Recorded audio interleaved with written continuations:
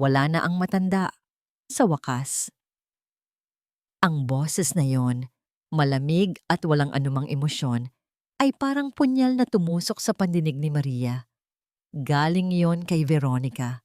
Napatigil sa paghakbang si Maria, ang hawak niyang tasa ng tsaa para kay Doña Lucia ay biglang nanlamig sa kanyang mga kamay.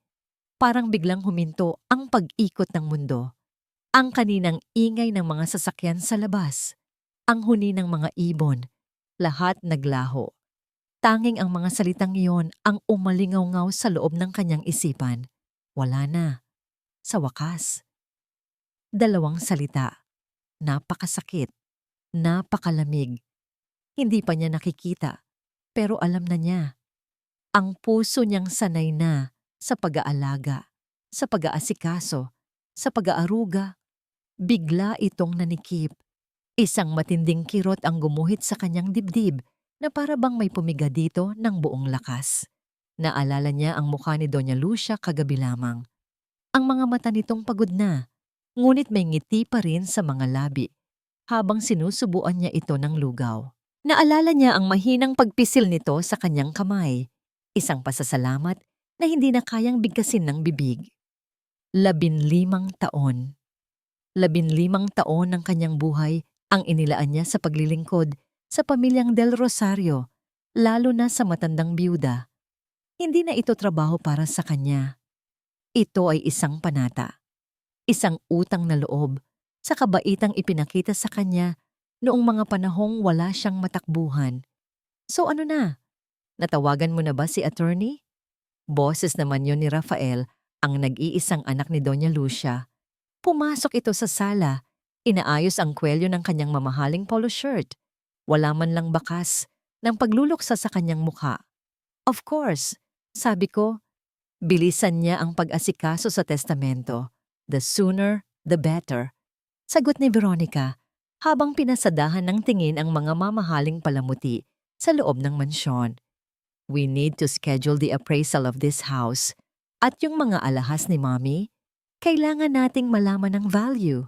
Nakatayo lang si Maria sa gilid, hawak pa rin ang tasa. Pakiramdam niya ay isa siyang anino, isang muebles na hindi nakikita. Naririnig niya ang bawat salita ng mag-asawa. Walang paggalang, walang pagdadalamhati, tanging ang kislap ng pera ang nasa kanilang mga mata.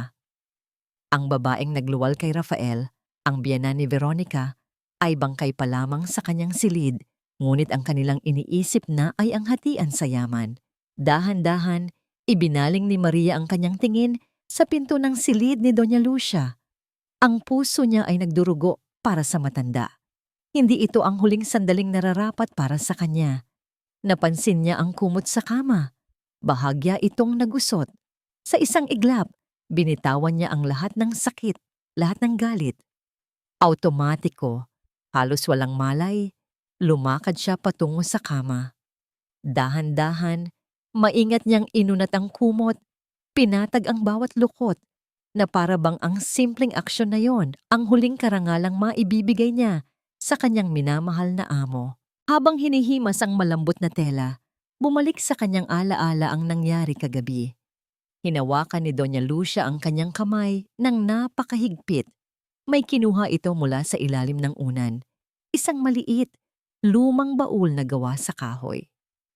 Para sa iyo ito, Maria. Halos pabulong na, sabi ng matanda, habang iniaabot sa kanya ang kahon. Huwag mong bubuksan. Huwag mong bubuksan hanggat hindi mo pa kaya. Ang bigat ng kahon ay naroon pa rin sa kanyang alaala. Nakatago ito ngayon sa ilalim ng kanyang kama, sa maliit na kwarto ng mga katulong, isang lihim, isang huling habilin.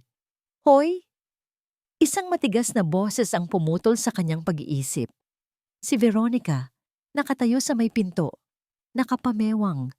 Ang mga mata nito ay matalim, puno ng pagkamuhi. Mag-impake ka na. Napatingala si Maria, naguguluhan. Tinitigan siya ni Veronica mula ulo hanggang paa na para bang isa siyang basura na kailangang ilabas. Pagkatapos basahin ang testamento bukas, malamig na sabi nito, wala ka ng lugar dito. Ang opisina ni Attorney Morales ay amoy ng lumang papel at mamahaling leather. Tahimik, seryoso. Isang lugar kung saan ang mga salita ay may bigat at kapangyarihan. Nasa magkabilang dulo ng malaking lamesang yari sa mahogany ang dalawang mundo. Sa isang panig, naroon si Rafael at Veronica, nakasuot ng eleganteng itim na kasuotan. Parehong taas noo, parehong nagpapakita ng pagkainip. Tumatambol ang mga daliri ni Rafael sa braso ng Silya, habang si Veronica naman ay paulit-ulit na sumusulyap sa kanyang relos. Sa kabilang panig, sa isang silyang nasa gilid na tila nahiwalay sa lahat, naroon si Maria. Ang suot niyang simple at malinis na bestida ay tila sumisigaw ng kanyang kaibahan sa lugar na yon. Magkasalikop ang kanyang mga kamay sa kanyang kandungan. Ang lamig ng kwarto ay nararamdaman niya hanggang sa kanyang mga buto. Hindi dahil sa aircon, kundi dahil sa takot. Nagsimulang magbasa si Attorney Morales, isang matandang lalaking may seryosong-seryoso ang mukha. Ang boses niya ay kalmado at formal. Sinimulan niya sa mga maliliit na bagay, mga donasyon sa ilang piling charity, mga pasasalamat sa mga kaibigan ng pamilya. Bahagyang ngumisi si Veronica kay Rafael, isang sulyap na nagsasabing, "Let's get this over with." Huminto sa pagbasa si Attorney Morales. Tumingin siya sa kanilang tatlo sa ibabaw ng kanyang salamin. Ang katahimikan ay naging mas mabigat. At ngayon, pagpapatuloy niya, para sa pinakamahalagang bahagi ng huling habilin ni Doña Lucia del Rosario, na ituwid ni Rafael ang kanyang pagkakaupo. Nakatingin na sila ngayon ng diretso sa abogado, walang kakurap-kurap. Ito na ang hinihintay nila. Ayon sa nakasaad dito, sabi ng abogado, habang maingat na binabasa ang dokumento. Ang lahat ng aking mga ari-arian, kasama na ang bahay at lupa sa Forbes Park. Ang lahat ng aking ipon sa bangko at mga investment ay buong puso kong ipinamamana sa nag-iisa at pinagkakatiwalaan kong si. Huminto muli ang abogado. Ang segundo ay tila naging isang oras. Maria Santos, isang nakabibinging katahimikan ang bumalot sa silid. Parang nabingi si Maria. Ang pangalan niya. Tama ba ang narinig niya? Umiling siya ng bahagya, nakatingin sa abogado na para bang ito ay nagkamali. Baka nagkamali lang ng basa. Imposible. Siya, isang katulong lamang, isang pilit at walang lamang tawa, ang kumawala kay Veronica. That's a very funny joke, attorney. Now, can you please read the real name? Ngunit hindi nakatingin si Attorney Morales kay Veronica. Nakatingin ito kay Maria. Walang pagkakamali, Mrs. Del Rosario. Malinaw na nakasulat dito ang pangalan ni Miss Maria Santos. Nagpatuloy ang abogado na basahin ang isang pangungusap mula sa diin ng testamento. Buo ang aking tiwala na gagamitin ni Maria Santos ang pamanang ito upang isulong ang hustisya at panatilihin ang karangalan ng pamilya Del Rosario. Noon, sumabog ang lahat. Tumayo si Rafael. Padabog na ibinagsak ang kamay sa mesa na lumikha ng isang malakas na kalabog. Ang mukha niyang kanina'y kampante ay ngayoy puno ng galit at hindi makapaniwalang pagkasuklam, parang isang bulkang sasabog. Itinuro niya si Maria. Ang daliri niya ay nanginginig sa tindi ng galit. "Magnanakaw, mangkukulam! Anong ginawa mo sa ina ko?" Hindi alam ni Maria kung paano siya nakauwi. Ang biyahe sa taxi ay parang isang panaginip o mas tamang sabihing isang bangkungot. Ang mga salita ni Rafael ay umuulit-ulit sa kanyang isipan. Isang sirang plakang walang tigil sa pag-ikot. Magnanakaw, mangkukulam, kriminal, demonyo. Pagpasok niya sa maliit niyang silid sa likod ng mansyon, isinara niya agad ang pinto at isinandal ang likod dito. Napapikit siya ng mariin. Ang dibdib niya ay puno ng hindi maipaliwanag na bigat. Hindi ito saya ng isang biglang yaman. Ito ay takot. Ito ay gulo. Ito ay isang malaking hiya. Paano niya haharapin ang mundo? Anong sasabihin ng mga tao? Isang hamak na kasambahay na biglang naging milyonarya? Siguradong iisipin ng lahat na ginayuma niya si Doña Lucia. O baka naman mayroon silang lihim na relasyon. Napailing si Maria sa sarili niyang mga iniisip. Ang dumi. Mula sa kanyang bintana, tanaw niya ang bakuran ng kapitbahay. Nakita niya si Aling Nena, ang reyna ng mga tsismosa sa kanilang barangay, na may kausap sa bakod. Kahit hindi niya naririnig, alam na niya. Ang paraan ng kanilang pagtingin sa mansyon, ang pagtatakip ng kamay sa bibig habang bumubulong. Alam niyang siya na ang paksa. Ang balita ay kumakalat nang mas mabilis pa sa apoy. Biglang tumunog ang kanyang luma at di-keypad na cellphone. Kumabog ang kanyang puso.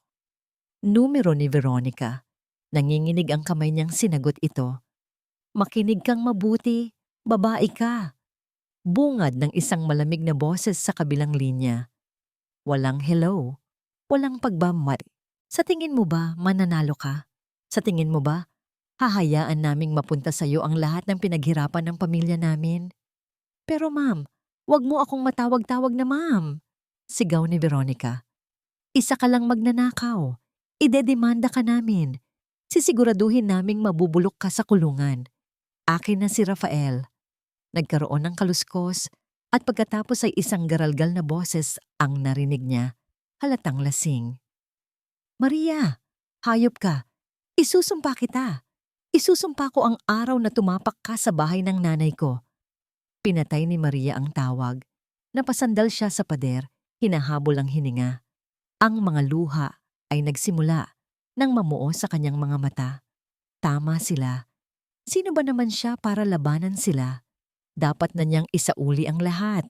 Hindi niya kaya ito. Hindi ito para sa kanya. Mag-isa. Nag-iisa siya sa laban na ito. Sa gitna ng kanyang paghihinagpis, muling tumunog ang telepono. Isang pamilyar na numero. Ang numero ng kanyang pinakamamahal na apo sa pamangkin, si Ana. Ang nag-iisang inspirasyon niya sa buhay. Pinunasan niya ang kanyang mga luha at sinubukang pakalmahin ang kanyang boses bago sumagot. Hello, Ana. Napatawag ka? Lola Nena. Lola Nena, may good news po ako. Ang boses sa kabilang linya ay masaya at puno ng buhay. Nakuha ko po yung scholarship. Full scholarship po hanggang makatapos ako ng medisina. Hindi ko na po kailangang mag-alala sa tuition. Salamat po sa lahat ng sakripisyo niyo, Lola. Utang ko po sa inyo ang lahat ng ito. Parang isang mainit na tubig ang bumuhos sa nanlalamig na puso ni Maria. Scholarship. Ang pangarap niya para kay Ana. Ang dahilan kung bakit siya nagtitiis, kung bakit siya nagpapakahirap. Napahigpit ang hawak ni Maria sa telepono. Ang mga buto sa kanyang daliri ay namuti. Ang mga luha ay muling dumaloy sa kanyang pisngi. Ngunit ngayon, hindi na ito luha ng takot. Ito ay luha ng pag-asa. Walang anuman, apo. Mag-aral kang mabuti, ha? Sabi niya, habang nagpipigil ng hikbi. Pagkatapos ng tawag, napaupo si Maria sa gilid ng kanyang kama. Ang mga banta, ang tsismis, ang hiya, lahat ay naroon pa rin. Ngunit ngayon, mayroon ng mas matimbang. Ang kinabukasan ni Ana. Ang mga mata niya ay napadako sa ilalim ng kama, kung saan nakatago ang lumang baul na kahoy, ang huling habilin. Ang misteryo. Pakiramdam niya ay mas mabigat ito kaysa dati. Hindi lang ito basta kahon. Ito ay maaaring sagot o simula ng mas marami pang tanong. Dahan-dahan, yumuko si Maria. Ang kanyang mga kamay, na kanina'y nanginginig sa takot, ngayon ay may bahid na ng determinasyon. Inilabas niya ang baul at ipinatong sa kanyang kandungan. Ang kamay niya ay marahang dumapo sa kalawanging aldaban nito. Huminga siya ng malalim, pinapakalma ang sarili. Bubuksan ba niya? O hindi? Tumunog ang kalawanging aldaba nang buksan ito ni Maria. Isang amoy ang sumalubong sa kanya. Amoy ng nakaraan. Amoy ng papel na matagal nang naitago. May kasamang bahagyang halimuyak ng lavanda. ang paboritong pabango ni Doña Lucia. Sa unang tingin, ang nasa ibabaw ay mga folder na may lamang mga titulo ng lupa, mga bank certificate, at iba pang legal na dokumento. Ang mga papel na nagpapatunay na siya na nga ang bagong may-ari ng lahat. Ngunit sa halip na gumaan ang kanyang loob, lalo lang itong bumigat. Inalis niya ang mga folder. At doon, sa ilalim, naroon ang tunay na laman ng baul. Isang bungkos ng mga liham na tinalian ng kupas na pulang laso. At sa ilalim ng lahat, isang maliit na talaarawan na balot sa kulay kapeng leather, halatang luma na at marami nang napagdaanan. Nanginginig ang kanyang mga kamay habang kinukuha ang mga sulat. Ang nasa pinakaibabaw ay may nakasulat na pangalan niya, "Para sa'yo, Maria." Ang sulat kamay ni Doña Lucia, kahit medyo nanginginig na, ay pamilyar pa rin sa kanya. Maingat niyang binuksan ang sobre. "Minamahal kong Maria, kung binabasa mo ito, ibig sabihin ay wala na ako. Patawad kung iiwanan kita ng isang napakabigat na pasanin. Alam kong maguguluhan ka, alam kong matatakot ka, alam kong iisipin mo ang sasabihin ng ibang tao. Ngunit pakiusap, pakinggan mo muna ako. Ginawa ko ito hindi para parusahan ang aking anak, kundi para bigyan siya ng leksyon. Ginawa ko ito hindi para bigyan ka ng yaman, kundi para bigyan ka ng kapangyarihan. Kapangyarihang protektahan ang mga bagay na mahalaga. Sa loob ng maraming taon, ikaw ang naging mata at tainga ko. Ikaw ang naging kamay at paa ko. Higit sa lahat, ikaw ang naging puso ko sa mga panahong ang sarili kong pamilya ang unti-unting dumudurog nito. Isang butil ng luha ang pumatak sa papel. Nabasa ang tinta. Pinunasan ito ni Maria at nagpatuloy sa pagbabasa. "Hindi ka katulong sa mata ko, Maria. Isa kang kaibigan. Ang pinakamatapat na kaibigang nagkaroon ako." Doon na bumuhos ang luha ni Maria. Isang paghikbi ang kumawala sa kanyang lalamunan. Ang lahat ng pagod, lahat ng sakripisyo, lahat ng pagtitiis, biglang nagkaroon ng halaga. Hindi dahil sa perang ipinamana, kundi dahil sa mga salitang ito. Naramdaman niyang nauunawaan siya. Naramdaman niyang pinahahalagahan siya. Ang pamanang ito ay hindi isang regalo, Maria. Ito ay isang tungkulin, isang responsibilidad. Ang katotohanan ay nasa mga pahina ng talaarawan ko. Ingatan mo ang susi na pakunot ang noo ni Maria. Susi? Anong susi? Inilapag niya ang sulat at kinuha ang leather-bound na talaarawan. Magaspang ito sa kanyang palad, mabigat sa alaala. Walang susi. Isa itong simpleng journal. Dahan-dahan niyang binuklat ito sa unang pahina. Ang eleganteng sulat kamay ni Doña Lucia ang bumungad sa kanya. Isang petsa at isang pangungusap na nagpatigil sa kanyang paghinga. October 12. Nakita kong isinangla ni Veronica ang kwintas na mana pa sa aking lola. Paulit-ulit na binasa ni Maria ang mga salitang yon. Isinara niya ang talaarawan. Pagkatapos ay binuksan muli na para bang sa pagitan ng mga pagpikit niya ay magbabago ang nakasulat. Ngunit hindi. Naroon pa rin, malinaw at matalim. Ang kwintas. Naaalala niya yon. Isang napakagandang alahas na may maliliit na diamante. Madalas isuot ni Doña Lucia sa mga espesyal na okasyon. Sabi nito sa kanya noon, iyon daw ang isusuot ni Rafael sa kanyang mapapangasawa sa araw ng kanilang kasal. Pero noong ikinasal sila ni Veronica, hindi ito naisuot. Ang sabi ni Veronica, masyado daw itong old-fashioned. Baka nagkamali lang si Ma'am Lucia. Pabulong ni Maria sa sarili. Sinusubukang kumbinsihin ang sarili. Matanda na siya. Baka namamalikmata lang. Ngunit sa kaibuturan ng kanyang puso, alam niyang may mali. Naaalala niya ang mga panahong laging wala sa mood si Veronica kapag wala si Rafael. Ang mga biglaang pag-alis nito nang walang paalam. Ang mga bagong signature bag na biglang lumilitaw sa aparador nito. Kahit alam ng lahat na wala naman itong trabaho. Isang ideya ang pumasok sa kanyang isip. Isang ideyang nagpatindig ng kanyang balahibo. Kailangan niyang makita. Kailangan niyang malaman kung totoo. Napakagatlabi siya. Ang gagawin niya ay isang malaking panganib. Isa itong paglabag sa tiwala. Ngunit hindi ba't mas malaking paglabag sa tiwala ang ginawa ni Veronica? Dahan-dahan, lumabas siya ng kanyang silid. Gabi na at tahimik ang buong bahay. Ang tanging maririnig ay ang ugong ng refrigerator sa kusina at ang malakas na kabog ng sarili niyang dibdib. Saan niya sisimulan? Sa kwarto ni na Rafael at Veronica. Masyadong delikado. Naglakad siya papunta sa maliit na library ng mansyon. Dito madalas magbasa si Doña Lucia. Pero minsan, nakikita rin niyang naglalagi dito si Veronica. Kumukuha ng mga makakapal na libro na tila hindi naman binabasa. Nagsimula si Maria sa mga estante. Ang kanyang mga daliri ay marahang dumadampi sa mga libro. Nanginginig. Pakiramdam niya ay isa siyang magnanakaw sa sariling pamamahay. Hindi. Sa pamamahay na ipinamana sa kanya. Show. Don't tell. Bulong niya sa sarili. Inaalala ang isang kasabihan. Kailangan niya ng pruweba. Isang libro ang nakaagaw ng kanyang pansin. Balat pa lang, mamahalin na. Ang pamagat na nakaukit sa ginto ay ang ating pamana, mga kayamanan ng pamilya.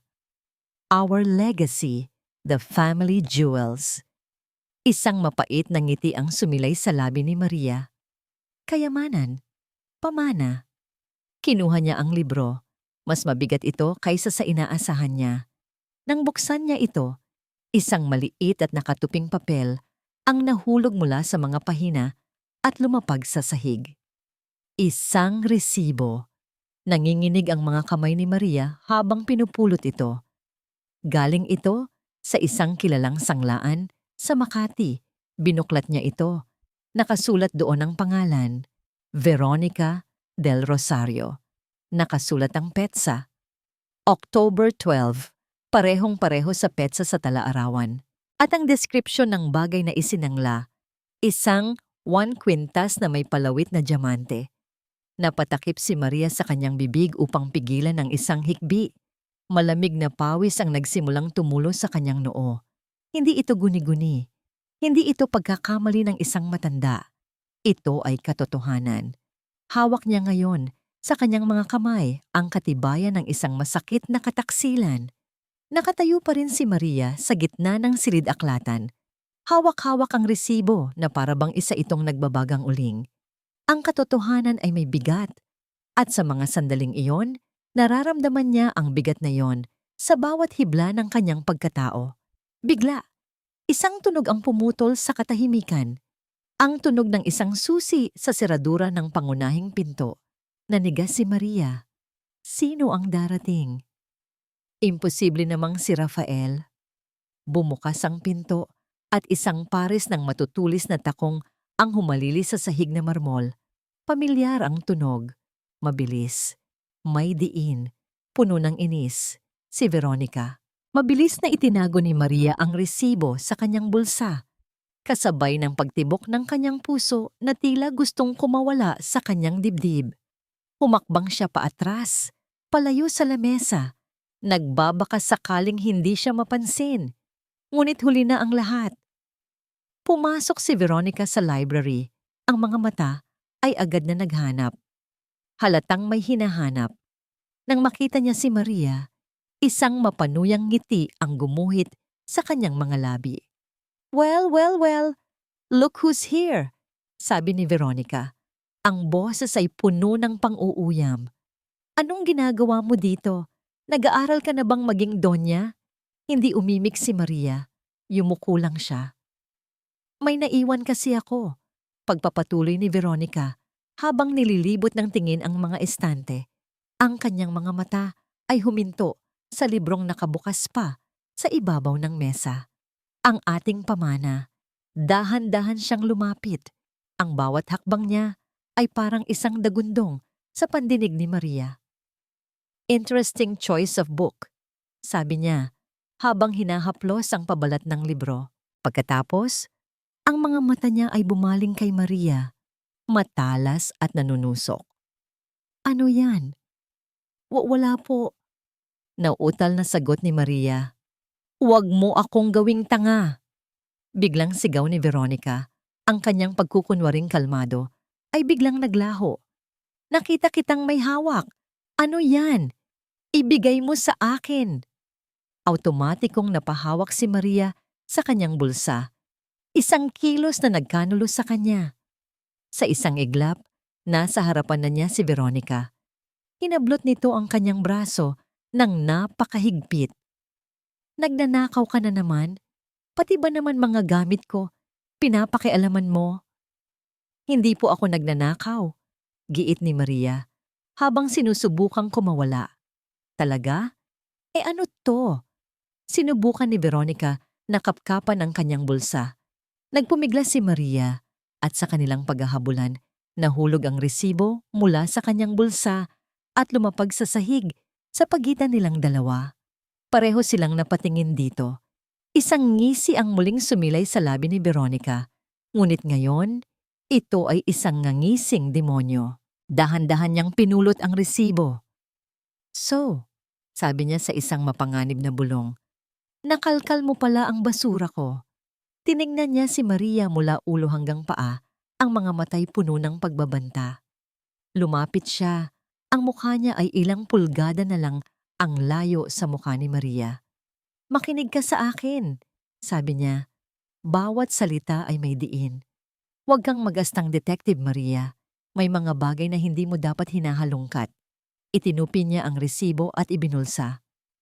Maliit na bagay lang yan kumpara sa iba pang sikreto ng pamilyang ito. Baka sa susunod, huminto siya, tinititigan si Maria ng diretso sa mata. Hindi lang resibo ang mawala sa'yo. Pagkasabi niyon, tinalikuran niya si Maria. Ang tunog ng kanyang mga takong napapalayo ay parang isang babala. Isang banta na nanatili sa hangin kahit matagal na siyang nakaalis. Naiwan si Maria sa gitna ng silid, nanginginig.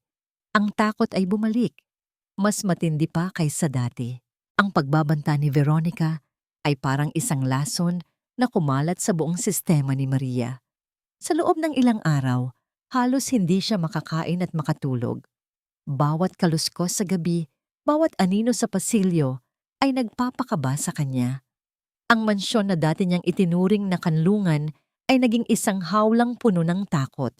Tiningnan niyang muli ang baul, ang talaarawan. Ang bigat ng tungkuling iniwan ni Doña Lucia ay parang isang malaking bato sa kanyang dibdib. Isang bahagi ng kanyang pagkatao ang nagsasabing itigil na niya ito. Isauli ang yaman, kalimutan ng lahat, at bumalik sa isang simpleng buhay kasama si Ana.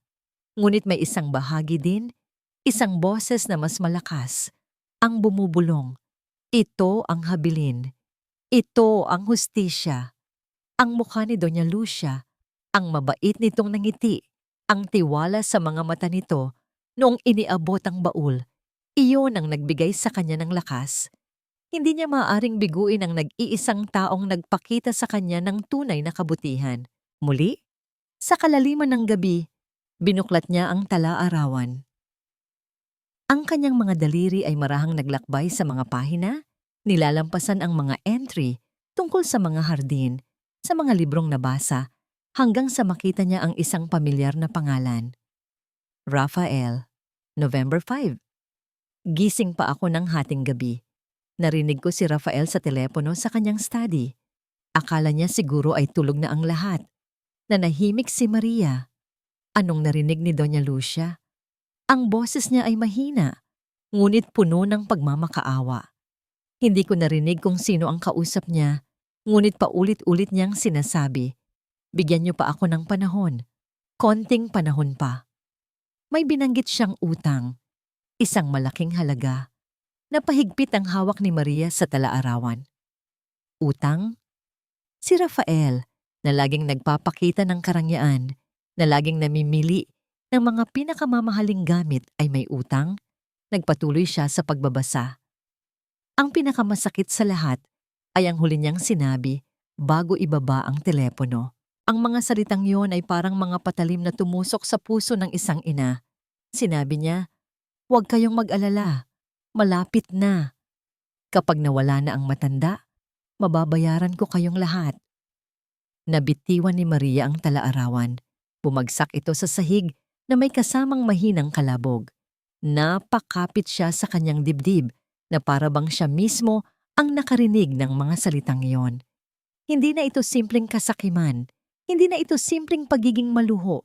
Ito ay paghihintay, pag-aabang, pag-asam sa kamatayan ng sarili niyang ina para lamang sa pera. Ang imahe ni Rafael sa kanyang isipan, ang pag-iyak nito sa burol, ang mga salita nito ng pagmamahal para sa ina, lahat ay naging isang malaking kasinungalingan. Isang palabas. Ngayon, mas naintindihan na niya ang sakit na naramdaman ni Doña Lucia. Ang sakit ng isang ina na itinuring na lamang na isang solusyon sa problema. Isang hadlang na kailangang mawala. Tumayo si Maria. Ang takot na kanina'y bumabalot sa kanya ay napalitan ng isang bagong damdamin. Isang malamig at matigas na galit. Isang determinasyong hindi na matitinag. Hindi na ito para kay Ana lamang. Hindi na ito para sa utang na loob. Ito ay para kay Doña Lucia. Kailangan niyang tapusin ang laban na sinimulan ng matanda. Araw, sa wakas, sumikat din ang araw. Sa unang pagkakataon sa loob ng maraming araw, nakaramdam si Maria ng bahagyang kapayapaan. Nasa hardin siya, inaalagaan ang mga paboritong rosas ni Doña Lucia. Ang pagdidilig sa mga halaman, ang pag-aalis ng mga tuyong dahon, ang mga simpleng gawaing ito ay nagbibigay sa kanya ng koneksyon sa matanda. Isang paalala ng kanilang mga masasayang sandali. Para sa mga kapitbahay na sumusulyap, isa lamang siyang ordinaryong hardinera.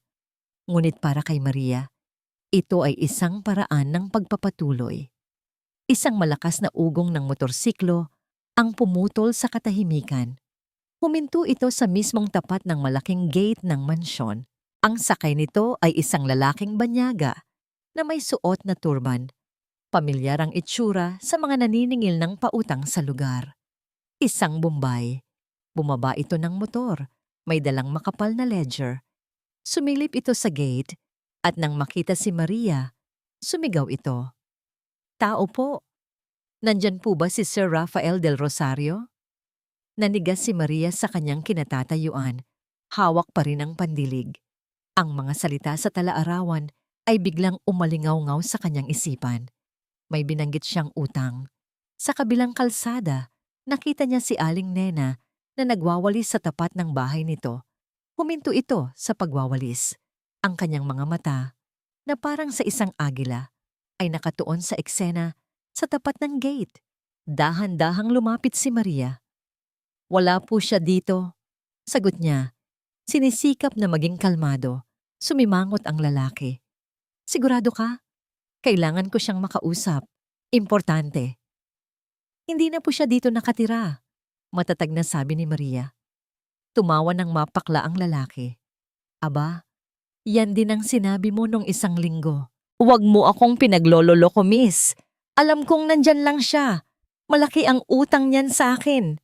Lalong lumakas ang boses ng lalaki. Sapat na para marinig hindi lang ni Aling Nena, kundi pati na rin ng iba pang kapitbahay na nagsisimula nang sumilip sa kanilang mga bintana. Utang. Ang salitang iyon ay parang bombang sumabog sa tahimik nilang kalye. Si Rafael del Rosario, ang elegante, ang mayaman, ang nag-iisang tagapagmana, sa isip nila ay may utang sa isang Bombay. Naramdaman ni Maria ang lahat ng mga matang nakatutok sa kanya. Ang mga bulungan ay nagsisimula na. Ito na. Ito na ang simula ng pagkalat ng katotohanan. Dahil hindi makapasok, ibinaling ng lalaki ang inis nito kay Maria. Tiningnan siya nito mula ulo hanggang paa. Pagkatapos ay ang malaking bahay sa likuran niya. Isang mapanuring tingin ang ibinigay nito. "Makinig ka," sabi ng lalaki. Ang boses ay mas mababa na ngayon, ngunit mas mapanganib. "Pakisabi diyan, sa amo mong si Rafael, Malapit nang maubos ang pasensya ko. Lumapit pa ito sa rehas ng gate. Lalo na't nabalitaan kong yumaman na siya ngayon dahil sa mana. Baka gusto niyang bayaran ako bago pa may mangyaring hindi maganda. Pagkasabi niyon, sumakay ito sa kanyang motorsiklo at pinaandar ito palayo. Nag-iwan ng maitim na usok at isang mabigat na pagbabanta sa hangin. Naiwan si Maria na nakatayo, nanginginig. Napatingin siya sa kabilang kalsada. Nagtama ang kanilang mga mata ni Aling Nena. Sa unang pagkakataon, hindi panghuhusga sa kanya ang nakita ni Maria sa mga mata ng matanda, kundi isang matinding, kalkuladong pagtataka. Ang pagdating ng maniningil ay nag-iwan ng isang malinaw na mensahe kay Maria. Hindi lang ito tungkol sa mga nakaraang kasalanan. Mayroon ding mga kasalukuyang panganib na nakapalibot sa pamilya Del Rosario. Mga panganib na maaari siyang madamay. Ang mga salita ni Veronica ay bumalik sa kanya. Maliit na bagay lang yan kumpara sa iba pang sikreto. Naintindihan na niya ngayon. Ang pagbebenta ng kwintas ay hindi lang simpleng kapritsyo. Ito ay para pambayad utang. Ang pag-aabang sa mana ay hindi lang dahil sa kasakiman. Ito ay dahil sa desperasyon. Pakiramdam ni Maria ay naglalakad siya sa isang manipis na alambre. Sa isang banda, naroon ang banta ng mga pinagkakautangan ni Rafael. Sa kabila naman, ang galit ni Veronica. At sa gitna, naroon siya, nag-iisa.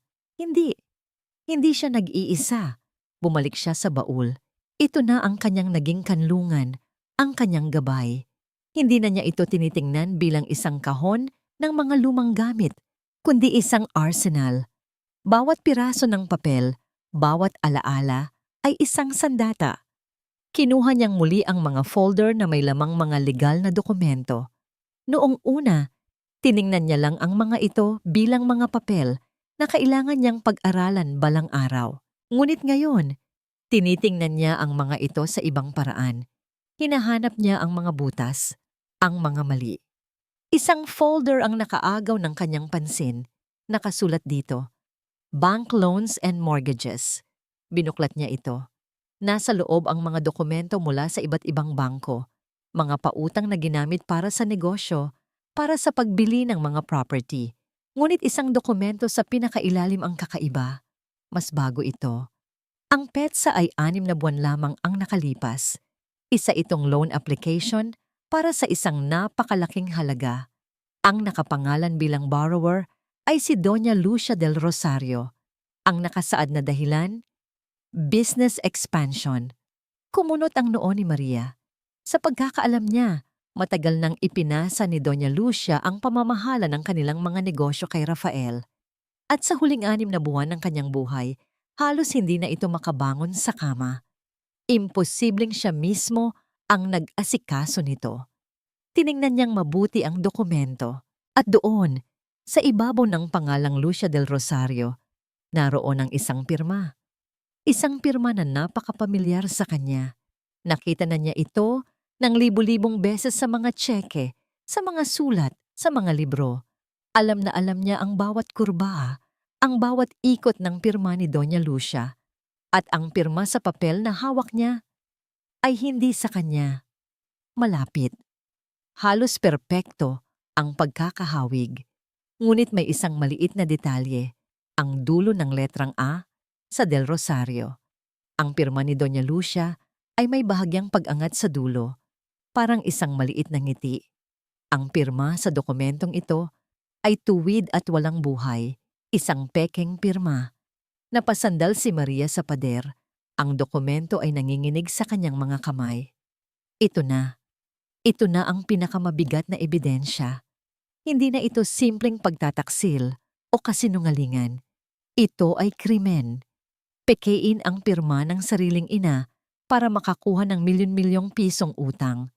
Hinawakan niya ang papel na para bang ito ang pinakamahalagang bagay sa mundo. Dahil sa mga sandaling iyon nga ito. Hindi na ito salita laban sa salita. Hindi na ito tsismis ng mga kapitbahay. Hindi na ito laman ng isang lumang talaarawan. Ito ay isang katotohanang nakasulat sa itim at puti.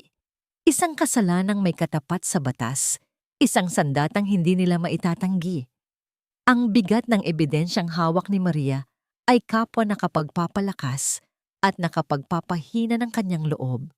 Malakas, dahil alam niyang mayroon siyang panlaban. Mahina, dahil hindi niya alam kung paano ito gagamitin. Pupunta ba siya sa pulis, sa abogado? Anong mangyayari sa pangalan ng pamilya Del Rosario? Sa gitna ng kanyang pag-iisip, may kumatok sa pinto ng kusina. Dahan-dahan, tila isang ugali na niyang maging maingat ngayon, sumilip siya sa bintana. Si Aling Nena. May dala itong isang maliit na kaserola. Nag-aalangan man ay pinagbuksan niya ito ng pinto. Maria, Hija. Bati nito. Ang boses ay hindi na kasing talas ng dati. May bahid ito ng awa. Nakita kong hindi ka na yata lumalabas nitong mga nakaraang araw. Ipinagluto kita ng paborito mong sinigang. Inabot nito ang kaserola kay Maria. Nagulat si Maria. Sa loob ng maraming taon na kapitbahay sila, ngayon lang ito nangyari. Sa salamat po, Aling Nena. Nag-abala pa po kayo, sabi ni Maria, habang kinukuha ang mainit pa na lalagyan. Hindi agad umalis si Aling Nena. Pumasok ito sa loob ng kusina. Iginala ang mga mata sa paligid na para bang sinusuri kung maayos ang lahat. Kumusta ka na talaga? Tanong nito. Ang boses ay mas mahina na. Narinig ko yung nangyari sa gate noong isang araw. Yumuko lang si Maria. Hindi niya alam ang sasabihin. Umupo si Aling Nena sa isang silya, tila nagpapahiwatig na gusto niyang magtagal. Alam mo, Maria, pagsisimula niya, lahat kami dito sa barangay, nagulat. Noong una, hindi ko itatanggi. Iba ang nasa isip namin. Alam mo na, ang mga tao. Tumingin ito ng diretso sa mga mata ni Maria. Pero nitong mga huling araw, habang nakikita naming nagdurusa ka dito mag-isa, habang yung dalawa ay kung saan-saan nagpapasarap sa buhay. At pagkatapos, ay may biglang darating na maniningil. Nag-iiba ang ihip ng hangin. Huminga ito ng malalim. Hindi kami bulag, Hija. Nakita namin kung paano mo inalagaan si Doña Lucia. Nakita namin ang sakripisyo mo. At nakita rin namin kung paano siya trinato ng sarili niyang mga anak, lalo na noong mga huling araw niya. May kinuha si Aling Nena sa kanyang bulsa. Isang maliit at nakatuping panyo. Inilapag niya ito sa mesa. Noong isang linggo, bago pa yung maniningil, pagpapatuloy niya, nakita ko si Veronica sa mall, kasama yung mga amiga niya. Tawa sila ng tawa, at yung suot niyang hikaw, yun yung hikaw na laging suot ni Doña Lucia tuwing may fiesta. Imposibleng magkamali ako. Napatitig si Maria kay Aling Nena. Ang tsismosa ng barangay ay nagiging kakampi niya. Ang mga matang dati mapanghusga ay ngayon nagbibigay ng suporta. Tumayo si Aling Nena. Tinapik niya ang balikat ni Maria. Hindi ko alam kung ano ang pinagdadaanan mo, pero mukhang mas mabigat pa ito kaysa sa inaakala naming lahat. Sabi nito, Hija, kung may kailangan ka, nandito lang kami. Ang buong barangay, nasa likod mo. Pagkaalis ni Aling Nena, naiwan si Maria na nakatitig sa kaserola ng mainit na sinigang. Ang init nito ay gumapang mula sa kanyang mga kamay, papasok sa kanyang puso. Hindi na pala siya nag-iisa. Ang laban na ito ay hindi na lamang laban niya. Ito ay laban na rin ng mga taong nakakita sa katotohanan. Ang suportang naramdaman ni Maria mula kay Aling Nena at sa barangay ang naging huling piraso ng lakas na kailangan niya. Ang takot ay naglaho, napalitan ng isang matatag at hindi natitinag na determinasyon. Tapos na ang pagtatago. Tapos na ang pananahimik. Kinabukasan, tumawag siya kay Attorney Morales. Pagkatapos, tumawag siya kay Rafael at Veronica. May kailangan tayong pag-usapan, sabi niya sa telepono. Ang boses ay kalmado ngunit may bigat. Magkita tayo sa mansyon, mamayang hapon. Isama niyo ang abogado niyo kung gusto niyo. Isang tawang mapang-asar ang sagot ni Veronica. Oh, At bakit kami pupunta dyan? Para ano? Para pakinggan ang pagmamakaawa mo? Hindi. Simpleng sagot ni Maria. Para malaman niyo ang totoo. Dumating sila kinahapunan, hindi kasama ang abogado. Sapat na sa kanila ang sarili nilang arogansya. Pumasok sila sa sala na para bang sila pa rin ang hari at reyna ng lugar, taas noo at handa ng mang-api. Ngunit ang sumalubong sa kanila ay hindi ang inaasahan nilang Maria na nakayuko at umiiyak. Nakaupo sa paboritong silya ni Doña Lucia si Maria. Sa kanyang tabi ay si Attorney Morales. Sa ibabaw ng center table sa kanilang harapan ay nakalatag ang mga dokumento, ang talaarawan at ang resibo ng sanglaan. Natigilan sina Rafael at Veronica. Maupo kayo, sabi ni Maria. Ang boses ay matatag. Anong kalokohan ito? Singal ni Rafael. Hindi ito kalokohan, sagot ni Attorney Morales. Ito ay isang seryosong usapin. May mga bagay na kailangan ninyong ipaliwanag. Inuna ni Maria na ilapag sa harap nila ang resibo ng sanglaan. Veronica, sa'yo ba ito? Namutla si Veronica. Saan mo yan nakuha? Pakialamera ka talaga. Hindi yan ang tanong, mahinahong sabi ni Maria. Ang tanong ay, bakit mo isinangla ang kwintas ng lola ni Rafael? Hindi nakasagot si Veronica. Napatingin sa kanya si Rafael, naguguluhan at nagagalit. Totoo ba to, Ronnie? Bago pa man makabawi si Veronica, kinuha ni Maria ang talaarawan. Binuklat niya ito sa isang partikular na pahina. Rafael, noong November 5, sino ang kausap mo sa telepono ng hating gabi? Sino ang pinangakuan mo na babayaran mo kapag nawala na ang matanda? Ang kulay sa mukha ni Rafael ay biglang nawala. Napaurong siya na para bang nasampal. Tumingin siya kay Maria, ang mga matay ng lalaki sa gulat at takot. Paano? Paano mo nalaman yan? Isinulat lahat ni Mami, sabi ni Maria. Ang boses ay bahagyang nanginig sa halo-halong awa at galit. Narinig niya ang lahat at para sa huling dagok, kinuha ni Maria ang dokumento ng pautang sa bangko. Inilapag niya ito sa pinakaibabaw ng lahat. Ang peking pirma ay malinaw na nakatingin sa kanila.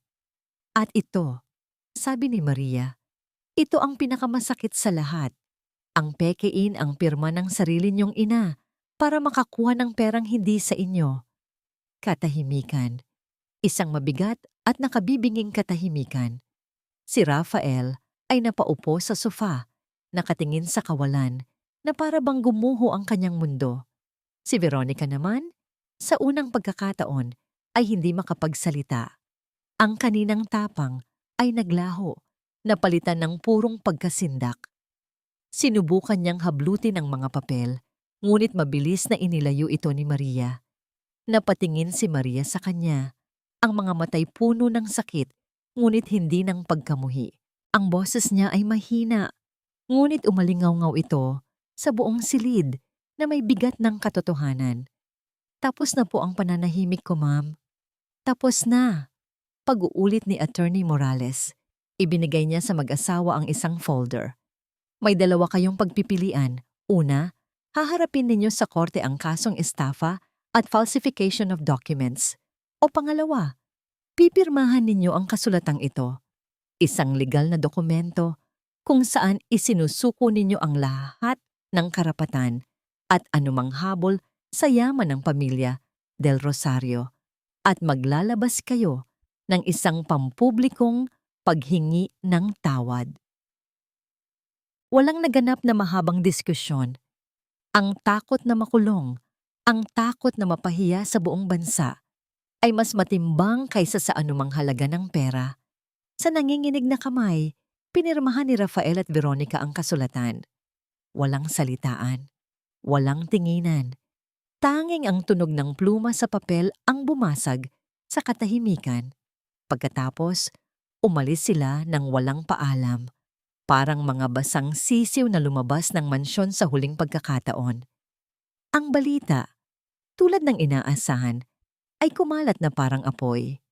Hindi dahil sa demanda, kundi dahil sa tsismis na may pinagmulan. Nagsimula sa kwento ni Aling Nena tungkol sa maniningil at sa hikaw, at sinundan ng biglaang pag-alis ng mag-asawang Del Rosario sa mansyon. Ang pampublikong paghingi ng tawad ay hindi na kinailangan. Ang hiya na bumalot sa kanila ay sapat ng parusa. Nabalitaan na lang ni Maria na ipinagbili nila ang kanilang condominium sa Makati sa mababang halaga at lumipat sa isang malayong probinsya kung saan walang nakakakilala sa kanila. Ang pangalang Del Rosario, na dati simbolo ng yaman at respeto, ay naging simbolo ng kasakiman at kawalang hiyaan. Sa mga sumunod na araw, unti-unting nanumbalik ang kapayapaan sa mansyon. Ngunit para kay Maria, ito ay isang kapayapaang may kasamang lungkot. Isang hapon, habang nag-iisa, nilibot niya ang bawat silid, ang sala kung saan sila nag-usap, ang silid-aklatan kung saan niya natagpuan ang resibo, ang kwarto ni Doña Lucia na nananatiling malinis at hindi nagagalaw.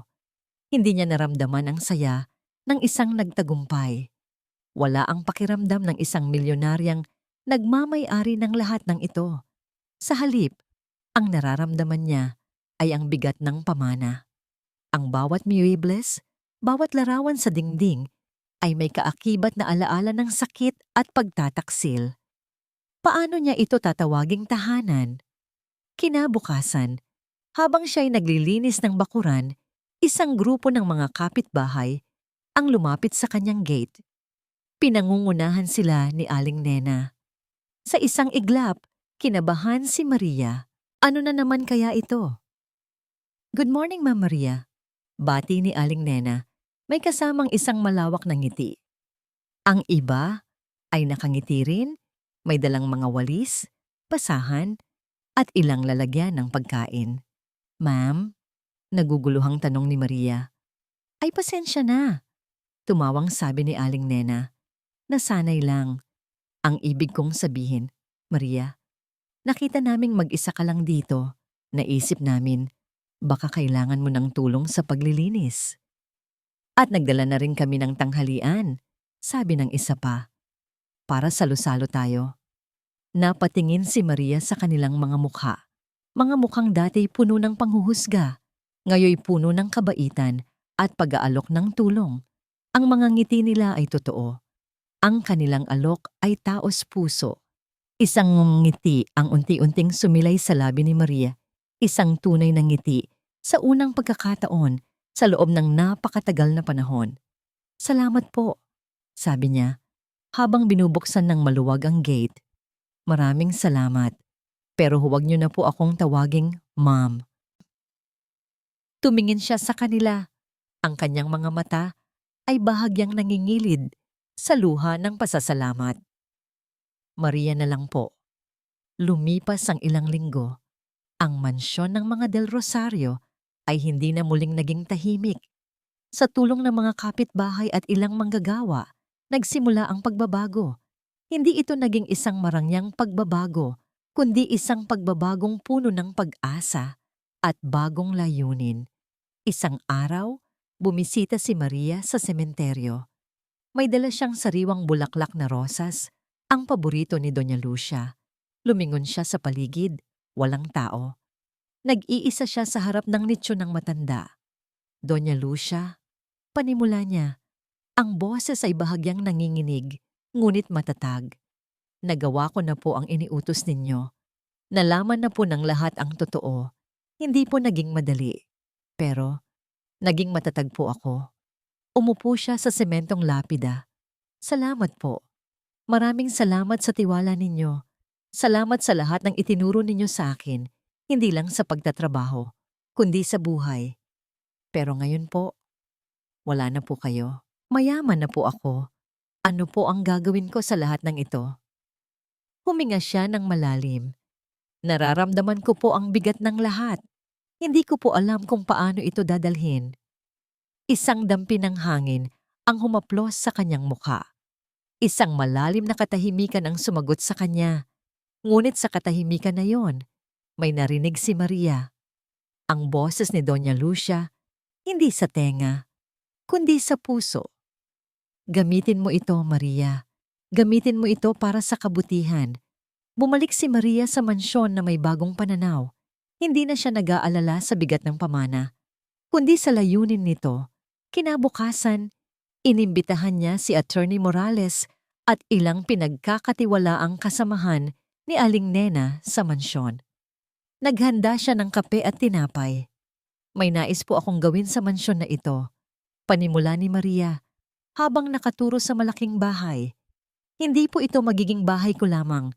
Gusto ko po itong gawing kanlungan. Nagtinginan ang mga kausap niya. Gusto ko po itong gawing Lucia's Haven, sabi ni Maria. Ang mga mata ay kumikinang sa pag-asa. Isang libreng daycare center para sa mga matatanda na walang kasama sa bahay o yung mga kailangan ng alaga habang nagtatrabaho ang kanilang pamilya. At dagdag niya, hindi lang po para sa matatanda. Gusto ko rin pong tulungan ang mga kababaihang walang mapuntahan, mga biktima ng pang-aabuso o yung mga kailangan lang ng pag-asa. Bibigyan po natin sila ng pagkakataong matuto ng bagong kasanayan para makapagsimula muli. Nagsimulang magbulungan ang mga kausap niya, ngunit hindi ng panghuhusga, kundi ng paghanga. Isang napakagandang ideya, Maria, sabi ni Attorney Morales na may ngiti sa mga labi. Pero Maria, malaking responsibilidad yan, sabi ni Aling Nena. Kailangan ng maraming tao, maraming pera. May pera po tayo, sagot ni Maria, nakatingin sa mga dokumento ng mana. At naniniwala po ako na sa tulong ninyo, makakakuha rin po tayo ng maraming taong gustong tumulong. Sa mga sumunod na araw, nagsimula na ang pagbabago. Ang dating sala ay ginawang reception area. Ang malaking hardin ay nilinis at ginawang lugar na pwedeng paglibangan ng mga matatanda. Isang hapon, habang nag-aayos sila ng lumang bodega, nakakita si Maria ng isang karton na puno ng mga lumang picture frame, mga larawan ni Doña Lucia. May mga larawan niya noong bata pa siya, noong binata pa si Rafael. Kinuha ni Maria ang isang picture frame, isang larawan ni Rafael noong bata pa siya, mga 6 o 7 taong gulang. Nakangiti ito ng malapad, yakap-yakap ang ina. Isang Rafael na inosente, walang bahid ng galit at kasakiman. Napahinto si Maria. Ang mga alaala ng kanyang sakit ay bumalik. Ngunit sa pagkakataong ito, hindi galit ang nararamdaman niya, kundi isang malalim at komplikadong lungkot. Isang Rafael na sana ay hindi nagbago. Ang araw ng pagbubukas ng Lucia's Haven ay isang simple ngunit makasaysayang araw. Walang ribbon cutting na magarbong selebrasyon, walang politiko. Tanging ang mga taong tunay na nagmamalasakit ang naroon. Pinuno ng maliliit na mesa at upuan ang dating sala. Ang hardin sa labas ay napuno ng mga halaman at bulaklak. Ang mga kwarto sa ikalawang palapag ay ginawang silid pahingahan para sa mga matatanda at pansamantalang tirahan para sa mga kababaihang humihingi ng tulong. Ang unang batch ng mga bisita ay dumating. Ilang matatandang lalaki at babae mula sa komunidad. Ang iba ay may kasama pang apo. Ang iba naman ay mag-isa. Maingat silang sinalubong ni Maria sa pintuan. Ang mga mata niya ay kumikinang sa tuwa at kaba. Maligayang pagdating po sa inyong lahat, sabi ni Maria. Ang boses ay bahagyang nanginginig sa emosyon. Sana po ay maging komportable kayo dito. Ito po ay para sa inyo. Nagsimulang magbigay ng serbisyo ang ilang volunteers. May nagluto sa kusina, may nag-aasikaso ng mga matatanda, may nagbabasa ng kwento. Ang bahay na dati malamig at tahimik dahil sa lungkot at kasakiman ay napuno na ngayon ng tawanan, bulungan, at ang amoy ng sariwang luto. Naglakad-lakad si Maria sa mga pasilyo, pinagmamasdan ng lahat. Napatitig siya sa isang matandang babae na nakaupo sa silya, nakatingin sa labas ng bintana at dahan-dahang ngumiti. Lumapit siya. "Kumusta po kayo, nanay?" Lumingon ang matanda. Ang mga mata nito ay puno ng luha. Nanginginig ang kamay nitong hinawakan ang kamay ni Maria. "Salamat, anak," sabi ng matanda. Ang boses ay pabulong. Salamat sa pagbubukas ng pinto ng tahanang ito. Ngayon, may dahilan na ulit akong gumising sa umaga. Isang mainit na pakiramdam ang bumalot sa puso ni Maria. Ito na. Ito ang tunay na pamana. Hindi ang mga titulo ng lupa o ang pera sa bangko, kundi ang pag-asa, ang ngiti, ang init ng pamilyang nabuo mula sa mga pusong sugatan. Ito ang dahilan kung bakit niya pinagpatuloy. Nag-volunteer si Ana, ang kanyang pamangkin, na pumupunta tuwing weekend upang tingnan ang kalusugan ng mga matatanda. Ang kanyang pangarap na maging doktor ay lalong lumakas. Inspirasyon ang Lucia's Haven. Ngunit sa kabila ng lahat ng kagalakan, isang tanong ang nanatili sa kaibuturan ng puso ni Maria. Isang tanong na hindi pa nasasagot. Nasaan na kaya si Rafael? Si Veronica? Napatawad na ba niya sila? Isang hapon, habang nag-aayos siya ng mga sulat na dumating, nakakita siya ng isang puting sobre. Walang pangalan ang nagpadala, ngunit ang sulat kamay sa address ay napakapamilyar. Rafael. Napahinto ang paghinga ni Maria. Kinuha niya ang sobre. Ang mga daliri niya ay bahagyang nanginginig. Ilang buwan na ang lumipas. Anong sasabihin niya? Anong dahilan niya? Huminga siya ng malalim. Tinitigan ang sulat. Bubuksan ba niya? O hahayaan lang niya itong manatiling isang hindi pa nasasagot na tanong? Lumipas ang mga araw, naging buwan. Ngunit nanatili sa kanyang hapag ang sulat ni Rafael, nakapatong sa ibabaw ng kanyang baul. Hindi ito binuksan ni Maria, hindi niya rin ito itinapon. Naging simbolo lang ito ng isang nakaraang kabanata. Isang hapon, habang abala ang Lucia's Haven sa tawanan ng mga matatanda, umupo si Maria sa lumang silyang rocking sa hardin. Tahimik niyang pinagmamasdan ang lahat. Nakita niya si Ana na masayang nag-aasikaso ng mga pasyente. Nakita niya si Aling Nena na nagkukwento sa isang grupo ng mga lola. Nakita niya ang mga kababaihan na masisigla ng naghahanda ng pagkain, ang kanilang mga matay puno ng pag-asa. Dahan-dahan, kinuha ni Maria ang sulat ni Rafael. Hinaplos niya ang sobre. Hindi ito tungkol sa kung ano ang nakasulat. Ito ay tungkol sa kung ano ang naramdaman niya habang tinititigan ito. Wala nang galit. Wala nang pighati. Wala nang takot. Tanging isang malalim at malalim na pag-unawa. Alam niyang nagdusa si Rafael. Alam niyang naranasan nito ang hiya na matagal na niyang pinangangambahan. Ngunit ang pagdurusang iyon ay hindi nagbigay sa kanya ng kagalakan. Ang tunay na kagalakan ay narito, sa mga ngiti ng mga matatanda, sa pag-asa ng mga kababaihan, sa kinabukasan ni Ana. Huminga si Maria ng malalim. Sa kanya dahan-dahang pinunit ang sulat, sa halip na buksan. Hindi dahil sa galit, kundi dahil sa pagtanggap. Tinupit niya ang mga piraso at inilagay sa bulsa. Hindi ko kailangan basahin para malaman ang sagot. Bulong niya sa sarili. Ang sagot ay narito. Tumingin siya sa itaas, sa asul na kalangitan. May ngiti sa kanyang mga labi. Isang ngiting puno ng kapayapaan. 1. Nyanvat dathatu chua. Hindi niya nakalimutan ang sakit. Ngunit pinili niyang palayain ang kanyang puso mula sa bigat ng puot. Ang pagpunit sa sulat ay hindi pagtanggi sa katotohanan, kundi pagtanggap na ang kanyang kapayapaan ay hindi na nakasalalay sa paghingi ng tawad ng iba, kundi sa kanyang sariling kakayahang magpatuloy. Ito ay pagpapatawad sa kanyang sarili at sa huli, pagpapatawad din sa kanila. Hindi sa paraang gusto nila, kundi sa paraang makakapagpagaling sa kanya. 2. Hoko timduk bin inkong? Oo. Hindi niya ito nakita sa pagkamit ng yaman, kundi sa pagbabahagi nito. Ang Lucia's Haven ang naging patunay na ang tunay na kayamanan ay ang pagmamahal at paglilingkod. Ito ang naging tahanan niya, hindi lang isang lugar, kundi isang pamilya na binuo niya, puno ng pagmamahal, paggalang at pag-asa. Prim, bayhok now delight yo kanya. Ang pinakamalaking pamana ay hindi ang pera, kundi ang puso. Ang kabutihan, katapatan at sakripisyo ay laging mananaig sa kasakiman at panlilinlang.